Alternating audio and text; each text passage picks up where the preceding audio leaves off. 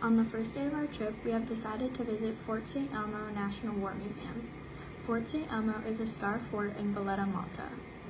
By 1417, the local militia had already established a permanent watch post on the tip of the Scaveras Peninsula.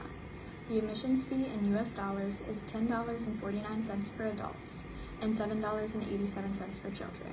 We have decided to visit Fort St. Elmo on the first day we arrived to Malta, and we will be touring the National Museum from around 8:30 a.m. to 2:30 p.m. On our second day, we have decided to visit St. John's Co-Cathedral. We are visiting St. John's Co-Cathedral from around 8:30 a.m. to 2:30 p.m. St. John's Co-Cathedral is a Roman Catholic cathedral in the middle of Valletta dedicated to St. John the Baptist. It was built in order of St. John between 1572 and 1577. The church was designed by the Maltese architect Girolamo Cesar, who was also responsible for the construction of many important buildings in Valletta. On our third day, we have decided to tour the City Gate landmark. City Gate Historical Landmark is located at the entrance of Valletta, Malta.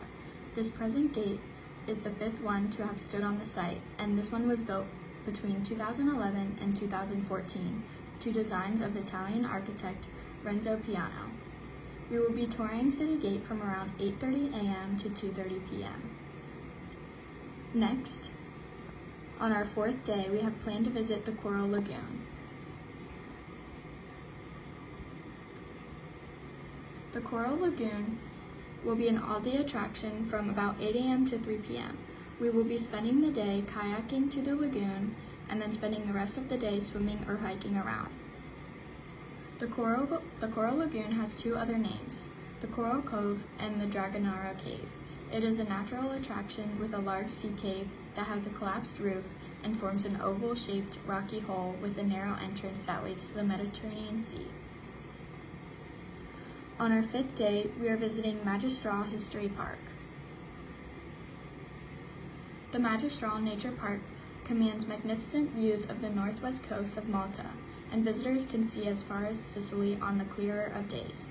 We can also walk through miles of trails along the coast and will be able to see many different species of flowers.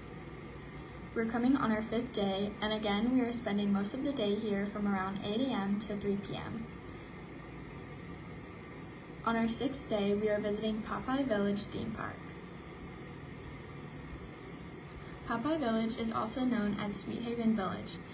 It is a film set village that has been converted into a small attraction fun park, consisting of a collection of rustic and ramshackle wooden buildings. It was originally used for the film Popeye, produced by Paramount Pictures and Walt Disney Productions. The price for the tickets for the Popeye Village is $13.70 for adults and $10.60 for children, and for seniors it is $10.60, and this would all be in US dollars. On day 7, we decided to visit Halsafini Habigium.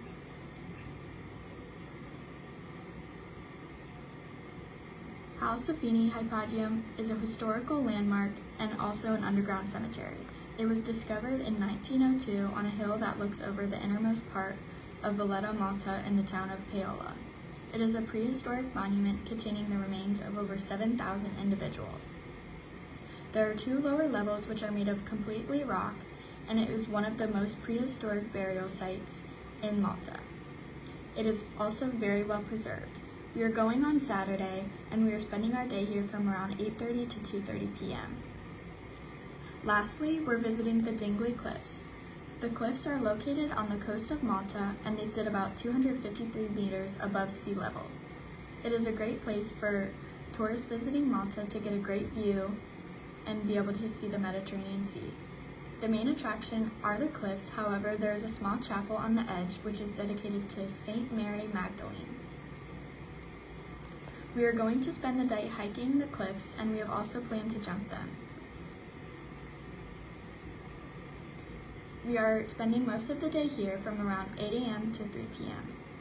And then after 3 p.m. we are headed back to the hotel. So here is the itinerary for our 10-day trip to Malta, Southern Europe. we decided to go through RDU, which is Raleigh-Durham International Airport. So we leave from there around 2:46 a.m. and we arrive to Malta around 7:30 a.m. There was plenty of hotels to decide from, but we decided to go to Hiesta, which was 5 stars. And for 10 nights, per 2 people, is $697. The dates stayed were through the 19th and the 29th. This slide will also consist of the budget expenses, flight, accommodations, travel, meals, and all fees. So for day 1, once we arrived to Malta, Europe, we decided to go to Fort St. Elmo War Museum. It's one of the biggest attractions in Malta. It gives out the facts about why war was there, the history behind it, and other artifact sightseeing. We also decided to do excursions while we were there. For day 2, we ate breakfast, left the hotel, and we decided to tour St. John's Cathedral. It's one of the oldest churches in Malta, and they allowed us to watch a history show behind how it was built, why it came about, and why people thought back then why they should have a cathedral.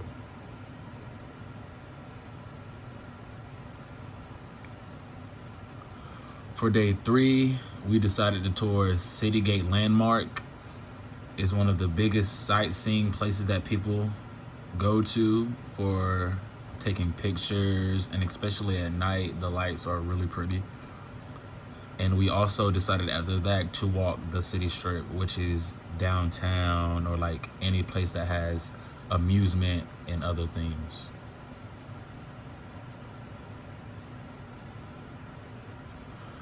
For day 4, which was my favorite, we decided to go to Core Lagoon Attraction.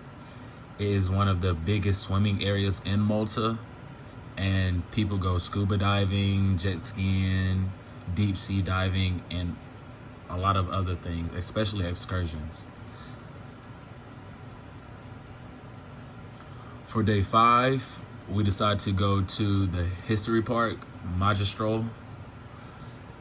It has a lot of excursions, a lot of things to do, a lot of animals that I've never seen before, and also just a guide to take us through like the certain paths and secret paths that have been found over the years.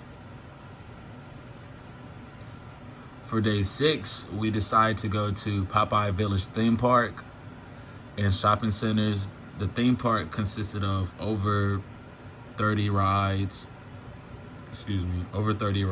and also just other things and vendors to look and try out. And it also has one of the other biggest lakes in the city too.